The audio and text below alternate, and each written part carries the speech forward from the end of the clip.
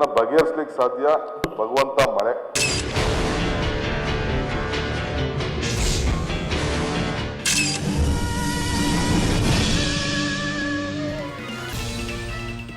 Powerless ಮಂತ್ರಿ ವಿಶೇಷ ಕಾರ್ಯಕ್ರಮ ಸ್ವಾಗತ. ನಮ್ಮ ಜೊತೆಗಿದ್ದಾರೆ ಇಂಧನ ಖಾತೆಯನ್ನು ನಿಭಾಯಿಸಿದಂಥ ಪ್ರಿನ್ಸಿಪಲ್ ಸೆಕ್ರೆಟರಿ ಆಗಿ ಕೆಲಸ ಮಾಡಿದಂಥ ಅತ್ಯಂತ ದಕ್ಷ ಅಧಿಕಾರಿ, ನಿವೃತ್ತ IAS ಅಧಿಕಾರಿ ಆದಂಥ ಕೆ ಜಯರಾಜ್ ಮಿತ್ರ. ಜಯರಾಜ್ ಕಾರ್ಯಕ್ಕೆ ಸ್ವಾಗತ. ನಮಸ್ಕಾರ. ಈಗ ಒಂದು ಜಲವಿದ್ಯುತ್ತನ್ನೇ ನಾವು ಮಾತಾಡ್ತೀವಿ. ಪ್ರತಿ ಕ್ರೈಸಿಸಲ್ಲೂ ಕೂಡ ಪ್ರತಿಯೊಂದು ಸರ್ಕಾರದಲ್ಲಿ ಇಂಧನ ಖಾತೆ ಹೊತ್ತಂಥವರು ಈ ಬಾರಿ ಮಳೆ ಬಂದಿಲ್ಲ, ಸೊ ಜಲಾಶಯಗಳು ಬತ್ತು ಹೋಗಿದ್ದಾವೆ, ನಮಗೆ ಹೈಡ್ರೋ ಪವರ್ ಜನರೇಷನ್ ಆಗ್ತಾ ಇಲ್ಲ ಅಂತ ಹೇಳೋದು. ಕೇವಲ 35-40% ನಾವು ಹೈಡ್ರೋ ಪವರ್ನ ನಂಬ್ಕೊಂಡಿರ್ತಕ್ಕಂಥದ್ದು. ಹಾಗಿದ್ರೆ ನಮಗೆ ಬೇರೆ ಥರ್ಮಲ್ ಇರ್ಬೋದು, ವಿಂಡ್ ಇದೆ, ಕೋ ಜನರೇಷನ್ ಇದೆ, ಮತ್ತೊಂದು ಕಡೆ ಬೇರೆ ಬೇರೆ ಗ್ಯಾಸ್ ಬೇಸ್ಡ್ ನಾವು ಪವರ್ ಕೂಡ ಜನರೇಟ್ ಮಾಡುವಂಥ ಅವಕಾಶ ಇದೆ. ಹಾಗಿದ್ರೂ ಕೂಡ ಸರ್ಕಾರಗಳು ಕೇವಲ ಜಲವಿದ್ಯುತ್ ಬಗ್ಗೆ ಮಾತಾಡ್ತಾ ರಾಜ್ಯದ ಜನರನ್ನ ದಾರಿ ತಪ್ಪಿಸುವಂಥ ಕೆಲಸ ಮಾಡ್ತಾ ಇದೆ ಅಂತ ಅನ್ಸಲ್ವ ತಮಗೆ?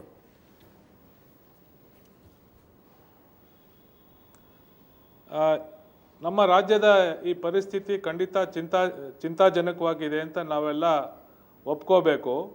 ಆದರೆ ಈ ಥರ ಪರಿಸ್ಥಿತಿ ನಾವು ಹಿಂದೇನೂ ಎದುರಿಸಿದ್ದೀವಿ. ತಾವು ಹೇಳ್ದಂಗೆ ನಾವು ಈ ಜಲವಿದ್ಯುತ್ ಮೇಲೆ ಇನ್ನೂ ಹೆಚ್ಚು ಭಾರ ಹಾಕ್ತಾ ಇದ್ದೀವಿ. ಸುಮಾರು 35-40% ಜನರೇಷನ್ ಇದರಿಂದ ಬರ್ತಾ ಇದೆ. ಸೊ ಕೆಲವು ನನ್ನ ಸಲಹೆಗಳನ್ನ ನಿಮ್ಮ ಮುಂದೆ ಇಡ್ತಾ ಇದ್ದೀನಿ. ಖಂಡಿತ ಇದರಲ್ಲಿ ಆಡಳಿತ ವ್ಯವಸ್ಥೆಯಲ್ಲಿ ನಾವು ಖಂಡಿತ ಚುರುಕಾಗಿ ನೋಡಬೇಕಾಗ್ತದೆ. ಮೊದಲನೇದಾಗಿ ನಾವು 6 ತಿಂಗಳ ಒಂದು ಪ್ಲಾನಿಂಗ್ ಮಾಡೋ ಅವಶ್ಯಕತೆ ಇದೆ. ಅದು ಯಾವ ರೀತಿ ಅಂದರೆ, ಈಗ ನಮ್ಮ ಡಿಮ್ಯಾಂಡ್ಗೂ ಸಪ್ಲೈಗೂ ಸುಮಾರು 25-30% ವ್ಯತ್ಯಾಸ ಇದೆ, ಡಿಫ್ರೆನ್ಸ್ ಇದೆ. ಆದ್ದರಿಂದ ಕಡ್ಡಾಯವಾಗಿ ನಾವು ಈ ಗ್ರಾಮಾಂತರ ಪ್ರದೇಶದಲ್ಲಿ ಒಂದು 7-8 ಗಂಟೆ 3 ಫೇಸ್ ಪವರ್ ಕೊಡೋಕ್ಕೆ ಸಾಧ್ಯವಾಗ್ತದೆ, ಮತ್ತು 6 ಗಂಟೆ ಸಿಂಗಲ್ ಫೇಸ್ ಪವರ್ ಕೊಡಬೇಕಾಗ್ತದೆ. ಇದೇ ಥರ ಪಟ್ಟಣ ಪ್ರದೇಶದಲ್ಲಿ 18-20 ಗಂಟೆ 3 ಫೇಸ್ ಪವರ್ ಕೊಡೋದು ಸಾಧ್ಯ ಆಗ್ಬೋದು. ಅಂದರೆ ಇದು ಒಂದು ಬಿಟ್ಟರ್ ಪಿಲ್ ಅಂತ ಹೇಳಬೇಕಾಗ್ತದೆ. ಇವತ್ತಿನ ಪರಿಸ್ಥಿತಿಯಲ್ಲಿ ಸರ್ಕಾರ ಈ ಥರ ಪವರ್ ಕಟ್ಟು ಪ್ರಾರಂಭ ಮಾಡೋದು ಅನಿವಾರ್ಯ.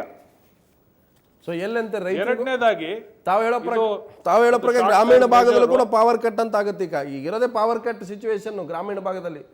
3 ಅವರ್ 3 ಫೇಸ್ ಅಂತ ಹೇಳ್ತಾರೆ, 3 ಅವರ್ಸ್ ಸಿಂಗಲ್ ಫೇಸ್ ಅಂತ ಹೇಳ್ತಾರೆ. ಅದು ಕ್ವಾಲಿಟಿ ಕರೆಂಟ್ ಸಿಗಲ್ಲ. ಲಕ್ಷಾಂತರ ಪಂಪ್ ಸೆಟ್ಗಳು ಈಗಾಗಲೇ ಕ್ಲೋಸ್ ಆಗಿ ಹೋಗಿದಾವೆ, ನೀರಿಲ್ಲ, ಅಂತರ್ಜಲ ತುಂಬಾ ಕುಸಿದಿದೆ. ಹೇಳ್ತೀನಿ, ಒಂದೇ ನಿಮಿಷ ನಂಗೆ ಅವಕಾಶ ಕೊಟ್ಟರೆ ಹೇಳ್ತೀನಿ. ಖಂಡಿತ.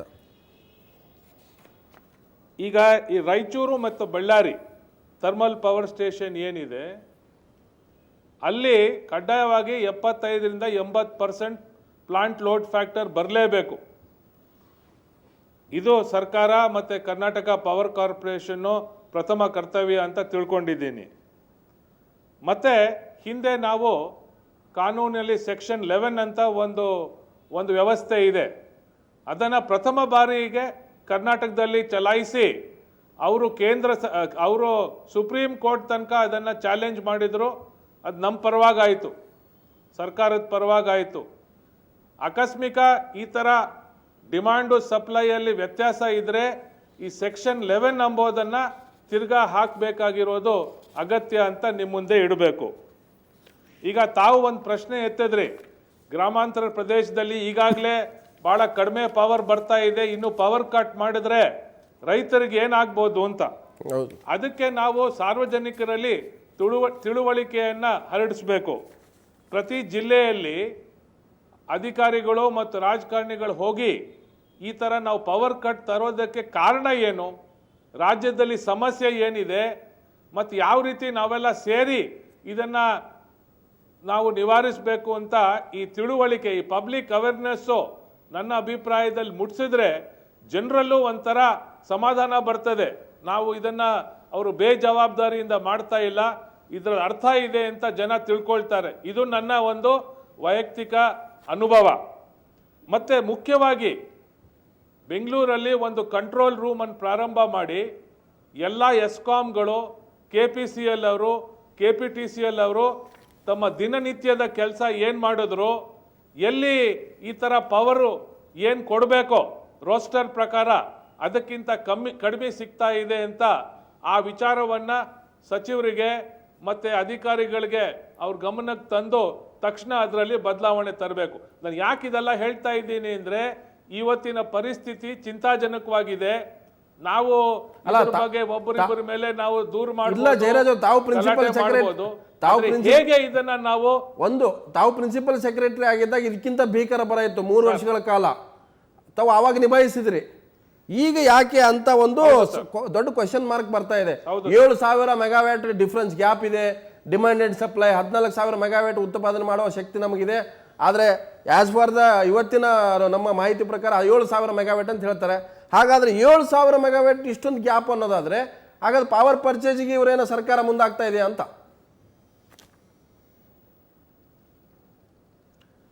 ಸರ್, ನನಗೆ ಗೊತ್ತಿರೋ ಹಾಗೆ ನಾನು ಈಗ 2-3 ವರ್ಷದಿಂದ ಸರ್ಕಾರದಲ್ಲಿ ಇಲ್ಲ.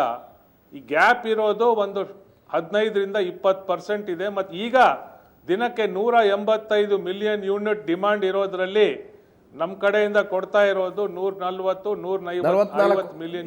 ಇವತ್ತಿನ ಮಾಹಿತಿ ಪ್ರಕಾರ 144 ನೀವು ಹೇಳೋ ಪ್ರಕಾರ 144 ಮಿಲಿಯನ್ ಯೂನಿಟ್ ಇದೆ. ಅದೇ ಸ್ವಲ್ಪ ಹೆಚ್ಚು ಕಡಿಮೆನೂ ಇರ್ಬೋದು. ಹೌದು ಸರ್. 2008ರಲ್ಲಿ ನಾವು ದಿನಕ್ಕೆ ಸುಮಾರು 1,200 ಮೆಗಾವಾಟ್ ಕೊಂಡ್ಕೊಳ್ತಾ ಇದ್ವಿ. ಅದು ಇವತ್ತಿಗೂ ಕೂಡ ಆ ಥರ ಒಂದು ಕಾಂಟ್ರಾಕ್ಟ್ ಹಾಕಿದ್ದಾರೆ. ಆದರೆ ಕಂಜೆಷನ್ ಇಂದ ಬರೀ 600-700 ಮೆಗಾವಾಟ್ ಬರ್ತಾ ಇದೆ ಅಂತ ಇದು ನಾನು ಕೇಳಿದ್ದೀನಿ. ಇನ್ನು ಕೆಲವು ವಿಚಾರಗಳನ್ನ ನಾನು ಇಡಬೇಕು. ಇದು ತಾತ್ಕಾಲಿಕ. ನಾನು ನೆಕ್ಸ್ಟ್ ನಿಮ್ಮ ಜೊತೆ ಮಾತಾಡ್ತೀನಿ. ನರಸಿಂಹಪ್ಪನವರೇ, ಜಯರಾಜ್ ಅವರು ಬಹಳ ಭೀಕರ ಬರದ ಸಂದರ್ಭದಲ್ಲಿ ನಿಭಾಯಿಸಿದರು. 1,200 ಮೆಗಾವ್ಯಾಟ್ ವರೆಗೂ ಕೂಡ ಅವರು ಪರ್ಚೇಸ್ ಮಾಡ್ತಾ ಇದ್ರು. ಇವತ್ತು ಕೂಡ ಪರ್ಚೇಸ್ ಮಾಡೋಕ್ಕೆ ಅವಕಾಶ ಇದೆ. ಸಚಿವರು ಹೇಳ್ತಾರೆ ₹5-5.25 ಕೊಟ್ಟು ನಾವು ಪರ್ಚೇಸ್ ಮಾಡೋಕ್ಕೆ ಅವಕಾಶ ಇದೆ. ಸೆಂಟ್ರಲ್ ಪವರ್ ಗ್ರಿಡ್ಡಿಂದ ನಮಗೆ ಬರ್ತಕ್ಕಂಥ ಕಾರಿಡಾರ್ ಇಲ್ಲ.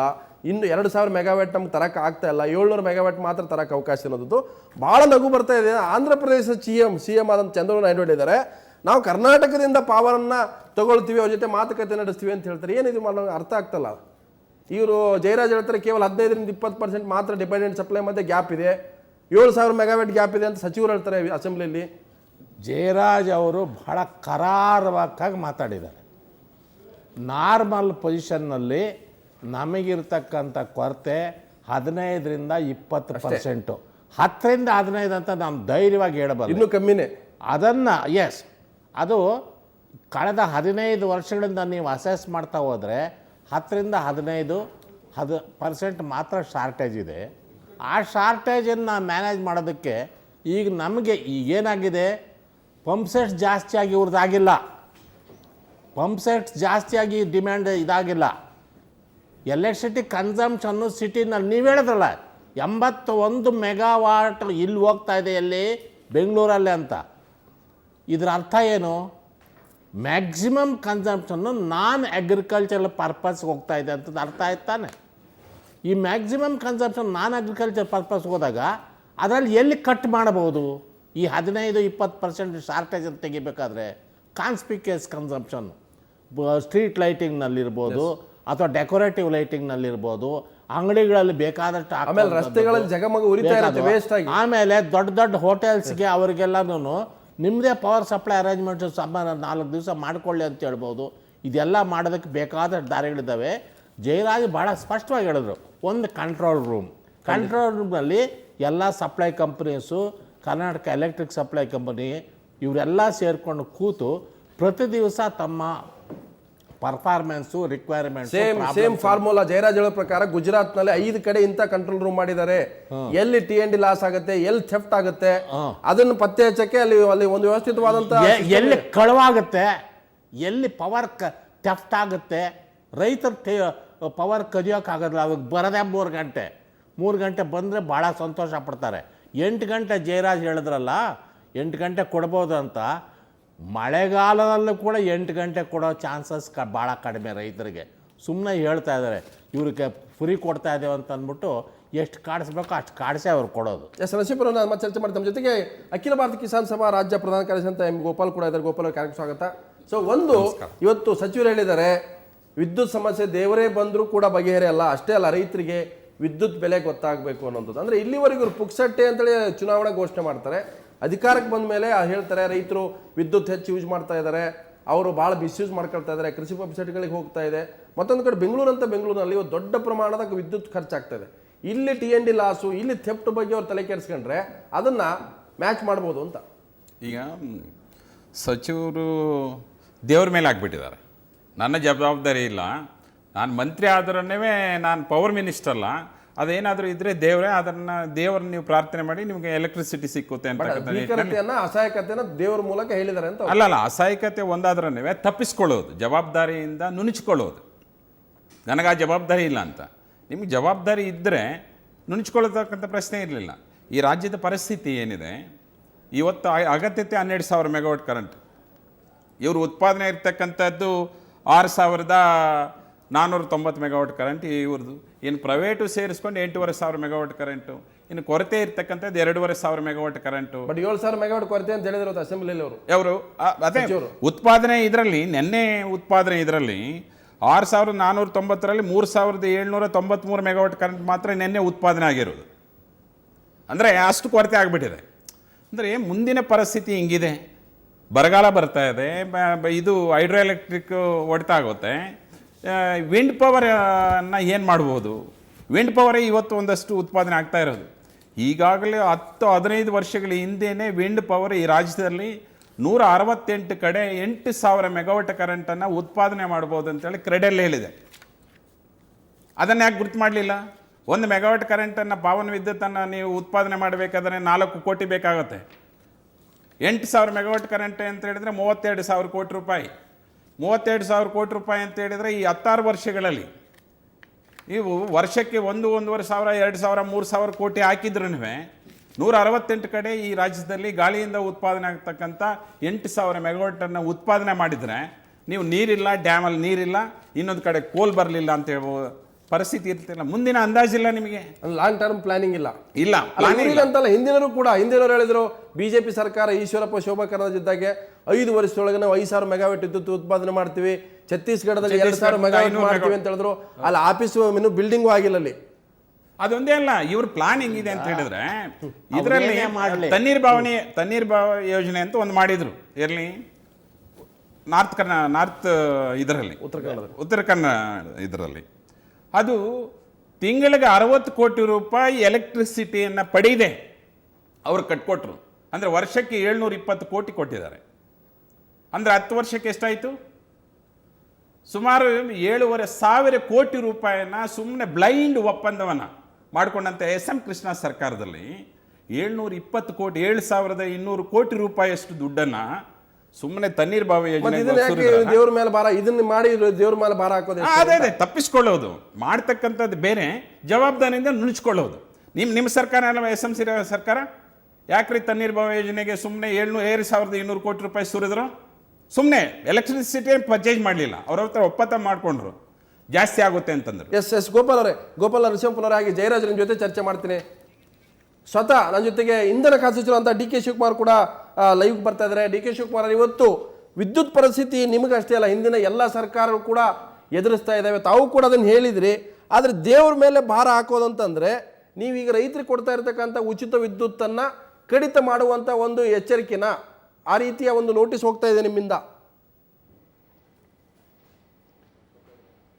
ಈಗ ನೋಡಿ ಉಗಾರ್, ತಾವು ಬಹಳ ವಾಸ್ತವಾಂಶಕ್ಕೆ ತಾವೆಲ್ಲ ಯಾವಾಗಲೂ ಇರ್ತೀರಿ ಅಂತೇಳಿ ನಾನು ನಂಬ್ಕೊಂಡಿದ್ದೇನೆ. ಖಂಡಿತ ವಾಸ್ತವಾಂಶ ಚರ್ಚೆ ಕೇಳಿಸ್ತಾ ಇದೆಯಾ ಮಾತಾಡೋದು?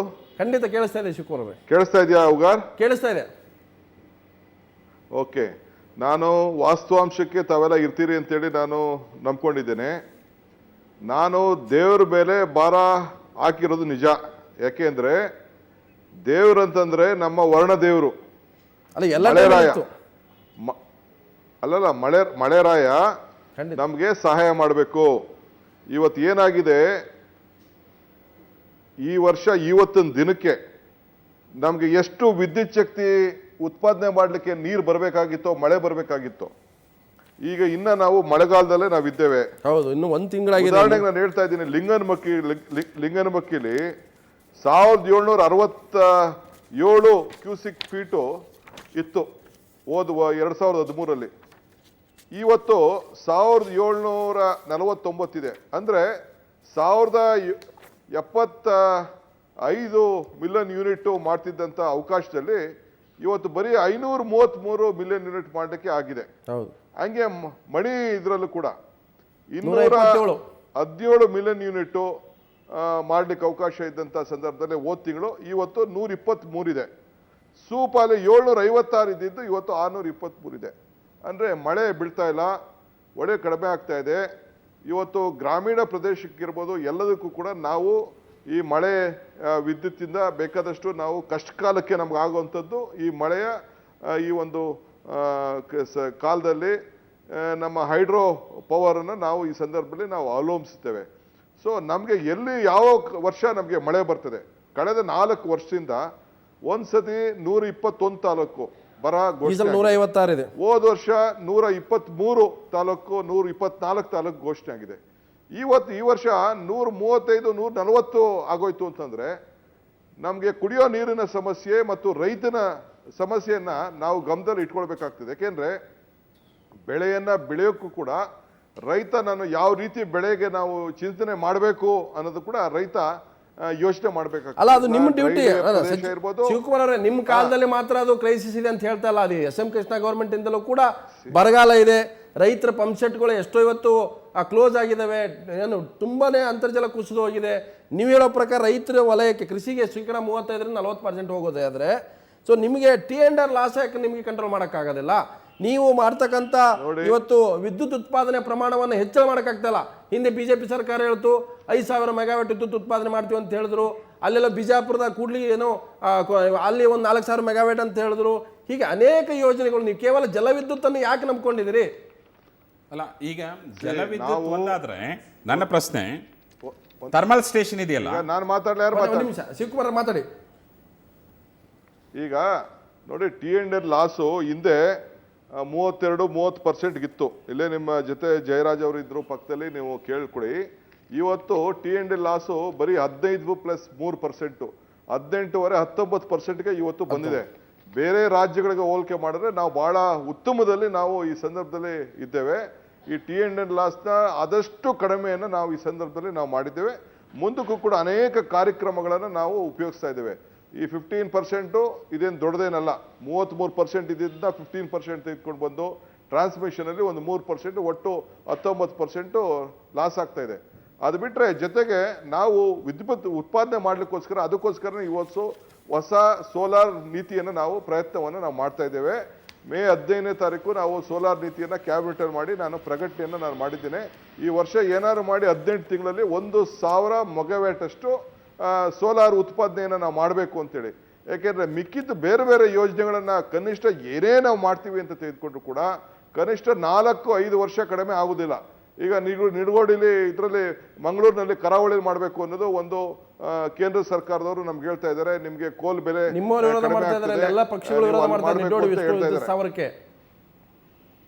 ಮಾಡ್ತಾರೆ. ಅಲ್ಲಿ ಜನ ಎಲ್ಲ ಬಹಳ ವಿರೋಧ ಮಾಡ್ತಾ ಇದ್ದಾರೆ. ನನ್ನ ಮಂತ್ರಿ ಸಹೋದ್ಯೋಗಿಗಳು ಅಭಯ್ ಚಂದ್ರರವರು, ರಮನಾಥ್ ರೈ ಅವರು, ಶಾಸಕರೆಲ್ಲ ಇಲ್ಲ ಸಾಕು ನೀವು ಇಲ್ಲಿ ಮಾಡಿದ್ದು, ದಯವಿಟ್ಟು ಇಲ್ಲಿ ಮಾಡಬೇಡಿ ಅಂತ ಹೇಳ್ತೀರಿ. ಇನ್ನು ಕರಾವಳಿ ಪ್ರದೇಶ ಎಲ್ಲಿ ನಮಗಿದೆ? ಇಲ್ಲ, ನಾವು ಬೇರೆ ಕಡೆಗೆ ಹೋಗ್ಬೇಕು. ಬೇರೆ ಕಡೆಗೆ ಹೋಗ್ಬೇಕಾದ್ರೆ ಈಗ ನಾವು ಕೋಲಿಂದ ಲಿಂಕೇಜ್ ಬರಬೇಕು.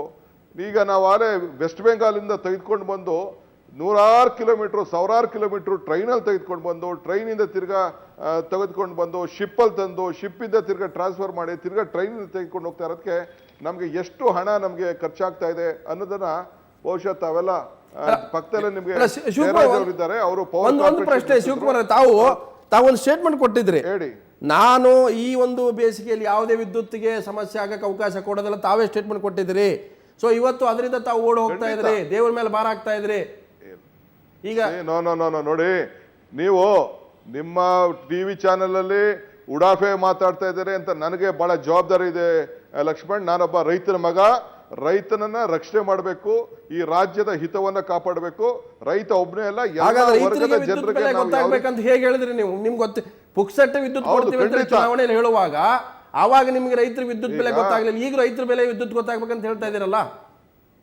ನೋಡಿ, ಖಂಡಿತ ನಾವು ರೈತನಿಗೆ ಈ ವಿದ್ಯುತ್ ಯಾಕೆಂತಂದ್ರೆ ಈ ಬೆಲೆಯನ್ನ ಜನ ತಿಳ್ಕೊಳ್ಬೇಕು. ಇದು ಬರೀ ಪುಕ್ಸಟೆ ಸಿಗ್ತದೆ ಅನ್ನೋದಲ್ಲ. ಯಾವ ಟೈಮಲ್ಲಿ ಯಾವ ಕ್ರಾಪ್ ಹಾಕಬೇಕು, ಸಬ್ಸಿಡಿ ಪವರ್ ನೀವು ರೈತರಿಗೆ ಕೊಡಲ್ಲ, ಇನ್ನು ಮುಂದೆ ಕಮ್ಮಿ ಮಾಡ್ತೀರಿ, ತೆಗೆದು ಹಾಕ್ತೀರಿ. ಲಕ್ಷ್ಮಣ್, ಈ ಸರ್ಕಾರ ಸಿದ್ದರಾಮಯ್ಯನವರ ನೇತೃತ್ವದ ಸರ್ಕಾರ ಬಂದ ತಕ್ಷಣ 6 ಗಂಟೆಯಿಂದ 7 ಗಂಟೆಗೆ ಏರಿಸಿದ್ದೀನಿ. 7 hours we have increased. Yes, ಒಂದ್ ನಿಮಿಷ ನರಸಿಂಹಪ್ಪನವರೇ, ಒಂದ್ ನಿಮಿಷ ನರಸಿಂಹಪ್ಪನವರು ಇದ್ದಾರೆ, ಒಂದ್ ನಿಮಿಷ ಸಚಿವರೇ ಮಾತಾಡ. ನರಸಿಂಹಪ್ಪನವರೇ, 6 ರಿಂದ 7 ಗಂಟೆ ನಾವು ಏರಿಸಿವಿ ನಮ್ಮ ಸರ್ಕಾರ ಬಂದ್ಮೇಲೆ ಅಂತ ಹೇಳ್ತಾರೆ. ರಿಯಲಿ ನೀವು ಹೇಳಿ ಹಳ್ಳಿಗಳಲ್ಲಿ ಎಷ್ಟು ಗಂಟೆ ಕರೆಂಟ್ ಸಿಗುತ್ತೆ? ಈ ದಿವಸ ಮಧ್ಯಾಹ್ನ 2 ರಿಂದ 3 ಗಂಟೆಗೆ ಬೆಂಗಳೂರಿಗೆ ಕೇವಲ 20 ಕಿಲೋಮೀಟರ್ ದೂರದಲ್ಲಿರ್ತಕ್ಕಂಥ ಒಂದು ಹಳ್ಳಿನಲ್ಲಿ ರೈತರ ಜೊತೆಯಲ್ಲಿ ನಾನು ಮಾತಾಡ್ತಿದ್ದೆ. ಒಂದು 50 ಜನ ರೈತರು ಸರಿ ಊಟ ಮಾಡಿ ಮಾತಾಡ್ತಿದ್ವಿ. ಯಾರ ಬಾಯಲ್ಲಿ ಕೂಡ 5 ಗಂಟೆ ಕರೆಂಟ್ ಸಿಗ್ತಾ ಇದೆ ಅಂತ ಬರಲಿಲ್ಲ. 3 ಗಂಟೆ 4 ಗಂಟೆ ಒಂದೊಂದು ದಿವಸ ಇಲ್ಲವೇ ಇಲ್ಲ ಅನ್ನೋ ಮಟ್ಟಕ್ಕೆ ಅವ್ರು ಮಾತಾಡಿದರು. ಇದು ಮಾಮೂಲಾಗಿ ನಡೆದುಕೊಂಡಿರೋ ಪದ್ಧತಿ. ಜಯರಾಜ್ ಹೇಳಿದ್ರಲ್ಲ, 8 ಗಂಟೆ ಕರೆಂಟ್, ಕ್ವಾಲಿಟಿ ಕರೆಂಟ್ ಕೊಟ್ಬಿಟ್ರೆ ಸಾಕು, 3 ಫೇಸು, ಸಿಂಗಲ್ ಫೇಸು 5-6 ಗಂಟೆ, ಸಿಂಗಲ್ ಫೇಸ್ 5-6 ಗಂಟೆ ಕೊಡಲಿ ಬಿಡಲಿ, ಕನಿಷ್ಠ ಪಕ್ಷ 6 ಗಂಟೆ ರೈತರಿಗೆ ಕೊಟ್ಟು ಸಾಕಾಯ್ತು. ಶಿವಕುಮಾರ್ ಅವರು ಹೇಳ್ತಾ ಇರೋದು ಸತ್ಯಕ್ಕೆ ಬಹಳ ದೂರವಾದ ಮಾತು. ಈ ಸೋರ್ಸಸ್ ಏನಿತ್ತು ಇವ್ರು ಮಾಡಬೇಕಾಗಿದ್ದು ಅದರ್ ದ್ಯಾನ್ ಎಲೆಕ್ಟ್ರಿಸಿಟಿ, ಯಾವುದು ಹೈಡ್ರೋ ಎಲೆಕ್ಟ್ರಿಕ್ ಪವರ್ ಏನಿದೆ, ಸೂಪ, ಮಾಣಿ, ಲಿಂಗನ್ಮಕ್ಕಿ ಇವೆಲ್ಲ ಹೇಳ್ತಾರಲ್ಲ, ಇದ್ರದ್ದು ಒಂದು ಕಡೆ ಇಟ್ಟು ರಾಯಚೂರಿನಲ್ಲಿ ಒಂದು ಪ್ಲಾಂಟ್ ಇದೆಯಾ, ಬಳ್ಳಾರಿನಲ್ಲಿ ಒಂದು ಪ್ಲಾಂಟ್ ಇದೆಯಾ, ಕೊಡ್ತೀನಿ ಪವರ್ ಇದು ಸೋಲಾರ್ ಪವರ್, ಈಗ ವಿಂಡ್ ಪವರ್ ಆಗ್ತಾ ಇದೆಯಾ, ಸೋಲಾರ್ ಪವರ್ಗೆ ಏನು ಕ್ರಮ ತಗೊಂಡಿದ್ವಿ, ಇವೆಲ್ಲ ಮಾಡಿದರೆ ಈ ಜಲವಿದ್ಯುತ್ ಬರೀ ನೀರಿನ ಮೇಲೇ ಅವಲಂಬಿತವಾಗಿ ನಮ್ಮನ್ನು ಕುತ್ತಿಗೆ ಹಿಡಿದು ಕುತ್ತಿಗೆ ಬಿಗಿ ಹಾಕೋದು ಬಿಟ್ಟು ಇದ್ರ ಬೇರೆ ಸೋರ್ಸಸ್ನ ತರ್ಬೋದು. ಇನ್ನು ಇದು ಎಷ್ಟು ಶಾರ್ಟೇಜು ಈಗ ಅವರೇ ಹೇಳಿದ್ರು, ಎಷ್ಟು 15 ರಿಂದ 20% ಮ್ಯಾಕ್ಸಿಮಮ್ ಶಾರ್ಟೇಜ್ ಬರೋದು. 144 ಸಪ್ಲೈ ಇದೆ, 180 ಡಿಮ್ಯಾಂಡ್ ಇದೆ. ಇನ್ನು 40 ಮಿಲಿಯನ್ ಮಾಡಕ್ ನಿಮ್ ಕೈಲಾಗಲ್ಲ. ಗೋಪಾಲ್ ಅವರೇ, ಏನ್ರಿ ಆಂಧ್ರ ಪ್ರದೇಶ ಸಿಎಂ ಹೇಳ್ತಾ ಇದಾರೆ ಕರ್ನಾಟಕದಿಂದ ವಿದ್ಯುತ್ ನಾವು ತಗೊಳ್ತೀವಿ ಅಂತ ಹೇಳ್ತಾ ಇದಾರೆ, ನಮ್ಮಲ್ಲಿ ಕರೆಂಟ್ ಇಲ್ಲ ಅಂತ ಶಿವಕುಮಾರ್ ಹೇಳ್ತಾ ಇದಾರೆ. ಅಲ್ಲ ಪ್ರೈವೇಟ್ ಕಂಪನಿಗಳ ಹತ್ರ ಇವ್ರ ಹತ್ರ ತಗೊಳ್ಳೋದಕ್ಕೆ ಸಾಧ್ಯತೆ ಇದೆ. ನಮ್ಮ ಸರ್ಕಾರದವರು ಎಲೆಕ್ಷನ್ ಸಂದರ್ಭದಲ್ಲಿ 11 ಇಂಪೋಸ್ ಮಾಡಿ ಎಲ್ಲ ಕರೆಂಟನ್ನು ತಗೊಂಡು ಎಲೆಕ್ಷನ್ ಸಂದರ್ಭದಲ್ಲಿ ಕೊರತೆ ಇಲ್ದಂಗೆ ಕೊಟ್ಟರು. ಇವತ್ತು ಇಲ್ಲಿ ಕೊರತೆ ಇದ್ದಾಗ ಯಾಕೆ ಅದನ್ನ ಇಂಪೋಸ್ ಮಾಡ್ಬೋದು? ಅಲ್ಲ, ಜಯರಾಜ್ ಕೂಡ 11 ಇದನ್ನ ಹೇಳ್ತಾರೆ, 11 ಇದನ್ನ ಇಂಪೋಸ್ ಮಾಡಬಹುದಾಗಿತ್ತು. ಇವತ್ತು ಕೊರತೆ ಇದೆ ಅಂತಕ್ಕಂಥದ್ದನ್ನ ಎಲೆಕ್ಷನ್ ಸಂದರ್ಭದಲ್ಲಿ ಮಾಡೋದಕ್ಕೆ 11 ಇಂಪೋಸ್ ಆಕ್ಟ್ ಆಗುತ್ತೆ, ಎಲ್ಲ ಕರೆಂಟ್ ತಗೊಳ್ತಾರೆ, ಕರೆಂಟ್ ಸರ್ಬರಾಜ್ ಮಾಡ್ತಾರೆ. ಆದ್ರೆ ಇವತ್ತು 11 ಇಂಪೋಸ್ ಮಾಡೋದಕ್ಕೆ ಆಗುದಿಲ್ಲ. ಎರಡನೇದು ಕೋಜನರೇಷನ್ 8, 9, 10 ಫ್ಯಾಕ್ಟರಿನಲ್ಲಿ, ಶುಗರ್ ಫ್ಯಾಕ್ಟರಿ ಕೋಜನರೇಷನ್ ₹8 ಪರ್ ಯೂನಿಟ್ ಕೊಡ್ತಾರೆ ಅವರು, ಸರ್ಕಾರ ಪರ್ಚೇಸ್ ಮಾಡಿದ್ರೆ. ಈ ಪವರ್ ತಗೋಬೇಕಾಗಲ್ಲ. ಇಲ್ಲಿ ಪ್ರಶ್ನೆ ಇರ್ತಕ್ಕಂಥದ್ದು, ಹೈಡ್ರೋ ಎಲೆಕ್ಟ್ರಿಕ್ ನೀರಿಲ್ಲ, ನದಿಗಳಲ್ಲಿ ಬರಗಾಲ ಬಂದಿದೆ, ನೀರಿಲ್ಲ, ಅದರಿಂದ ಕೊರತೆ ಆಗಿದೆ ಅಂತಾರೆ. ಆದರೆ 1720 ಮೆಗಾವಾಟ್ ಕರೆಂಟ್ ಉತ್ಪಾದನೆ ಆಗ್ತಕ್ಕಂಥ RTPS ರಾಯಚೂರು ಥರ್ಮಲ್ ಪವರ್ ಸ್ಟೇಷನ್ನಲ್ಲಿ ಇವತ್ತು ಉತ್ಪಾದನೆ ಆಗ್ತಾ ಇರೋದು ಎಷ್ಟು? 1280 ಮೆಗಾವಾಟ್ ಕರೆಂಟ್ ನಿನ್ನೆ ಉತ್ಪಾದನೆ ಆಗಿರೋದು.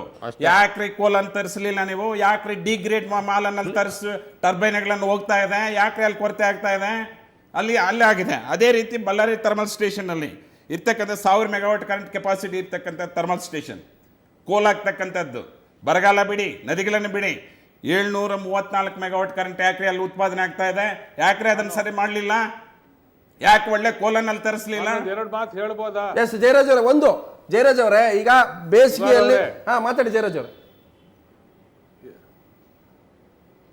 ನಾನು ಮೊಟ್ಟ ಮೊದಲನೇದಾಗಿ ಏನು ಹೇಳಬೇಕು ಅಂದ್ರೆ, ಸನ್ಮಾನ್ಯ ಸಚಿವರು ಬಹಳ ಕ್ಲಿಷ್ಟವಾಗಿ ಹೇಳಿದ್ದಾರೆ. ನಮ್ಮ ರಾಜ್ಯದಲ್ಲಿ ಸಾಮಾನ್ಯವಾಗಿ ನಾವು ಈ ಮಾನ್ಸೂನ್ ಬಗ್ಗೆ ಯಾವಾಗಲೂ ಎಕ್ಸ್ಪೆಕ್ಟ್ ಮಾಡ್ತಾ ಇರ್ತೀವಿ. ಯಾಕಂದ್ರೆ ನಮ್ಮ ಜನರೇಷನ್ ಅಲ್ಲಿ ಹೈಡಲ್ ಪವರ್ಗೂ ಇವತ್ತಿಗೂ ಒಂದು ಡಾಮಿನೆಂಟ್ ರೋಲ್ ಇದೆ. ಮಳೆ ಬರಲಾಗಿರೋ ಕಾರಣದಿಂದ ಈ ತರ ಕೊರತೆ ಆಗಿರೋದು ಅನಿವಾರ್ಯ. ಬೇರೆ ಸೋರ್ಸ್ ಕೂಡ ಹೆಚ್ಚಿನ ಜನರೇಷನ್ ಕಡೆ ಗಮನ ಕೊಡ್ಬೇಕಲ್ಲ. ಗ್ಯಾಸ್ ಬೇಸ್ ಇದೆ, ಸೋಲಾರ್ ಇದೆ, ಇದೆ, ವಿಂಡ್ ಇದೆ. ಒಂದೇ ನಿಮಿಷ. ಎರಡನೇದಾಗಿ ಸರ್ಕಾರ ಈಗ ಸೋಲಾರ್ ಪವರಿಗೆ ಏನು ಒತ್ತಡ ಕೊಡ್ತಾ ಇದೆ, ಮಂತ್ರಿಗಳು 1000 ಮೆಗಾವಾಟ್ ಏನು 18 ತಿಂಗಳಲ್ಲಿ ಹಾಕ್ತೀವಿ ಅಂತ ಹೇಳಿದ್ದಾರೆ, ಅದು ಬಹಳ ಉತ್ತಮವಾಗಿರೋ ಹೆಜ್ಜೆ, ಅದು ಮಾಡಬೇಕು. ಆದರೆ ಸೋಲಾರ್ ಪವರು ಮತ್ತು ವಿಂಡ್ ಪವರ್ ಇದ್ರೂ ಕೂಡ ಈ ಪವರ್ ಸಿಚುವೇಶನ್ ಸ್ಟೆಬಿಲೈಸ್ ಆಗಿರೋದಿಲ್ಲ. ಥರ್ಮಲ್ ಪವರ್ ಅಗತ್ಯ. ಆದ್ದರಿಂದ ಹೊಸ ಯೋಜನೆಗಳನ್ನ ಪ್ರಾರಂಭ ಮಾಡಲೇಬೇಕು ಅಂತ ಹಿಂದೆನೂ ಸರ್ಕಾರ ನಿರ್ಧಾರ ಮಾಡಿದೆ, ಈಗಲೂ ಮಾಡಿದೆ. ಈ ದಿಕ್ಕಲ್ಲಿ ಕೂಡಿಗಿ ಯೋಜನೆಯನ್ನ ಶುರು ಮಾಡಿದ್ದಾರೆ. ಬಿಜಾಪುರದ್ದು. ಇನ್ನು ಉಡುಪಿಯಲ್ಲೂ ಯೋಜನೆ ಬಂದಿದೆ. ಆದರೆ ಈ ಕೋಸ್ಟಲ್ ರೀಜನ್ ನಲ್ಲಿ ತದಿರಿ ಅಲ್ಟ್ರಾ ಮೆಗಾ ಪವರ್ ಪ್ರಾಜೆಕ್ಟ್ ಏನ್ ಮಾಡಬೇಕು ಅಂತ ಸರ್ಕಾರ ಹೇಳಿದ್ರು, ಅದು ಆಗ್ಲಿಲ್ಲ ಜನರ ಪ್ರತಿಭಟನೆಯಿಂದ. ಅಲ್ಲ, ಈ ಪರಿಸರವಾದಿಗಳು ಕೂಡ ಎಲ್ಲೂ ವಿದ್ಯುತ್ ಉತ್ಪಾದನೆ ಯೋಜನೆ ಬಿಡಕ್ಕೆ ಬಿಡೋದಲ್ಲ, ಮಾತಾಡಿ ಎಲ್ಲಿ ಉತ್ಪಾದನೆ ಮಾಡಬೇಕು? ಸಚಿವರೇ, ನಾನು ಕೊನೆ ಪ್ರಶ್ನೆ ಕೇಳ್ತಾ ಇದ್ದೀನಿ. ನೀವು ಹೇಳ್ತಾ ಇದ್ದೀರಿ ನಮ್ಗೆ ತುಂಬಾ ಗ್ಯಾಪ್ ಇದೆ ಅಂತ. ನೀವು ಮೊದಲೇ ಒಂದು ಕೇಂದ್ರ ಸರ್ಕಾರದ ಮುಂದೆ ನೀವು ಹೋಗೋದಿತ್ತು, ನಮ್ಮ ಕಾರಿಡಾರ್ ಇಲ್ಲ, 2000 ಮೆಗಾವ್ಯಾಟ್ ತರಕ್ಕೆ ಅವಕಾಶ ಇಲ್ಲ ಅನ್ನುವಂಥದ್ದು. ನೆರೆ ಆಂಧ್ರ ಪ್ರದೇಶ ಸರ್ಕಾರ ಕೇಂದ್ರ ಸರ್ಕಾರದ ಮುಂದೆ ದೊಡ್ಡ ಮನವಿ ಪತ್ರ ಕೊಟ್ಟಿದೆ, ನಮಗೆ 700ರಿಂದ 800 ಮೆಗಾವ್ಯಾಟ್ ಕೊಡಿ ಅಂತ ಹೇಳಿ ಕೇಳಿದ್ದಾರೆ. ಅವರು ಪ್ರೀ ಪ್ಲಾನ್ ಮಾಡಿದ್ದಾರೆ. ಕರ್ನಾಟಕದಿಂದಲೂ ನಿಮಗೆ ವಿದ್ಯುತ್ ಬೇಕು ಅಂತ ಕೇಳ್ತಾ ಇದ್ದಾರೆ. ಹಾಗಾದ್ರೆ ಕರ್ನಾಟಕಕ್ಕೆ ಅವ್ರಿಗೆ ವಿದ್ಯುತ್ ಇದೆ ಅಂತ ಗೊತ್ತಾಗಿದೆ ಹೆಂಗೆ ಅಂತ ಚಂದ್ರನಾಯ್ಡು ಅವರಿಗೆ, ಶಿವಕುಮಾರ್ ಅವರೇ? ಇಲ್ಲ, ನಾವು ಆಂಧ್ರ ಪ್ರದೇಶ್ಗೆ ತಮಿಳ್ನಾಡಿಗೆ ಹೋಲಿಕೆ ಮಾಡಿದ್ರೆ ನಾವು ವಿದ್ಯುತ್ ಶಕ್ತಿಲಿ ಇವತ್ತು ನಾವು ಚೆನ್ನಾಗಿದ್ದೀವಿ. ನಾವೇನು ಅಷ್ಟೇನು ಹಾಳಾಗಿಲ್ಲ. ಇವತ್ತು ನಮ್ಮ ಇಂಡಸ್ಟ್ರಿಯಲಿಸ್ಟ್ಗೆ, ಅರ್ಬನ್ ಸೆಕ್ಟರ್ಗೆ ಮತ್ತು ಗ್ರಾಮೀಣ ಪ್ರದೇಶಕ್ಕೆ ನಾವು ಕೊಡ್ತಾ ಇದ್ದೀವಿ. ಏನು ನರಸಿಂಹಪ್ಪನವ್ರು ಏನು ಹೇಳ್ತಾ ಇದ್ರಲ್ಲ, ಬರೀ 2 ಗಂಟೆ 3 ಗಂಟೆ, ಅದು ಸತ್ಯಕ್ಕೆ ಬಹಳ ದೂರ ಆದಂಥ ವಿಚಾರ. ನಾನು ಸ್ಟೇಷನ್ ವೈಸು, ಫೀಡರ್ ವೈಸು ಎಷ್ಟೆಷ್ಟು ವಿದ್ಯುತ್ ಶಕ್ತಿಯನ್ನು ನಾವು ಕೊಡ್ತಾ ಇದ್ದೇವೆ ರೈತರಿಗೆ ಅಂತ ಹೇಳಿ ನಾನು ಮಾಹಿತಿಯನ್ನ ಸದ್ಯದಕ್ಕೆ ನಾನು ನಮ್ಮ ಎಲ್ಲಾ ಜನಪ್ರತಿನಿಧಿಗಳಿಗೂ ಕೂಡ ನಾನು ತಿಳಿಸಲಿಕ್ಕೆ ಕಾರ್ಯಕ್ರಮ ಅಲ್ಲ. ಈಗ ರಾಜ್ಯದ ಜನರನ್ನ, ರಾಜ್ಯದ ರೈತರನ್ನ ಭೀಕರ ಬರಗಾಲ ಕಾಲದಲ್ಲಿ ತಾವು ವಿದ್ಯುತ್ತನ್ನ ಖರೀದಿ ಯಾವ ಕ್ಷಣದಿಂದ ಶುರು ಮಾಡ್ತೀರಿ? ತಾವು ಹೇಳ್ತಾ ಇದ್ರಿ ಸಮಸ್ಯೆ ಇದೆ, ದೇವರು ಮತ್ತು ಹೇಳ್ಬೋದು ನಿಮಗೆ ಒಬ್ಬರೇ ಅಂತಲ್ಲ, ಎಲ್ಲ ಸರ್ಕಾರದಲ್ಲೂ ಕೂಡ ಸಮಸ್ಯೆ ಬಂದಿದೆ. ಹಾಗಾದ್ರೆ ಈ ಒಂದು ಭೀಕರ ಕರೆಂಟ್ ಬರದಿಂದ ಪಾರಾಗಲಿಕ್ಕೆ ತಾವು ಏನು ಮಾಡ್ತೀರಿ? ಕಾಲಮಿತಿ ಏನು ತಕ್ಷಣ? ನೋಡಿ, ನಾನು ಹೇಳ್ತಾ ಇದ್ದಾನೆ, ಯಾಕೆ ನಾನು ಫಸ್ಟು ನೀವು ಗಮನದಲ್ಲಿ ಇಟ್ಕೊಳ್ಬೇಕು. ದೇವರೇ ಕಾಪಾಡಬೇಕು ಅಂತ ಹೇಳಿದ್ರೆ ಮಳೆರಾಯ ಕಾಪಾಡಬೇಕು ಅಂತ ನನ್ನ ಇದು. ಜಗದೀಶ್ ಶೆಟ್ಟರ್ ಹೋಗಿ ಅಂತ ಹೇಳ್ತಾ ಇದಾರೆ, ದೇವರೇ ಕಾಪಾಡೋದು, ಇವ್ರು ಯಾಕೆ ಮಂತ್ರಿ ಯಾಕೆ? ಜಗದೀಶ್ ಶೆಟ್ಟರ್ ಹೇಳ್ತಾರೆ, ಅಪೋಸಿಷನ್ ಲೀಡರ್. ಅಯ್ಯೋ, ಅದು ನಿಮ್ಮ ಬಾಯಲ್ಲಿ ಏನ್ ಬೇಕಾದ್ರೂ ನೀವು ಮಾತಾಡ್ಬೋದು, ನೀವು ಯಾರು ಏನ್ ಬೇಕಾದ್ರೂ ಮಾತಾಡ್ಬೋದು. ಮಳೆರಾಯ ನಮ್ಗೆ ಸಹಾಯ ಮಾಡಬೇಕು ಅಂತ ನಾನು ಹೇಳ್ತಾ ಇದ್ದೀನಿ. ನಾವು ಸರ್ಕಾರದಲ್ಲಿ ಇದ್ಕೊಂಡು ಖಂಡಿತ ನಾವು ಇದನ್ನ ಸಮಸ್ಯೆನ ನಾವು ಎದುರು ಹೋಗುದಿಲ್ಲ. ಈ ಸಮಸ್ಯೆನ ನಾವು ಎದುರಿಸ್ತೇವೆ.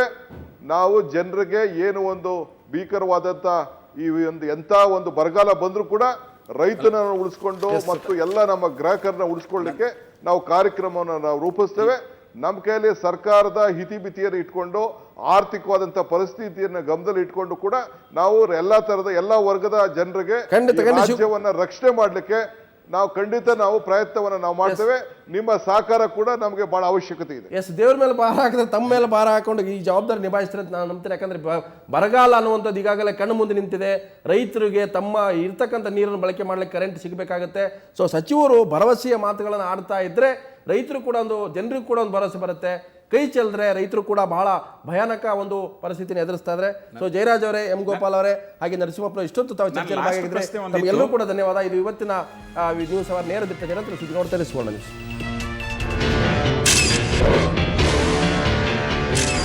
ಇದನ್ನ ಬಗೆಹರಿಸಲಿಕ್ಕೆ ಸಾಧ್ಯ ಭಗವಂತ ಮಳೆ.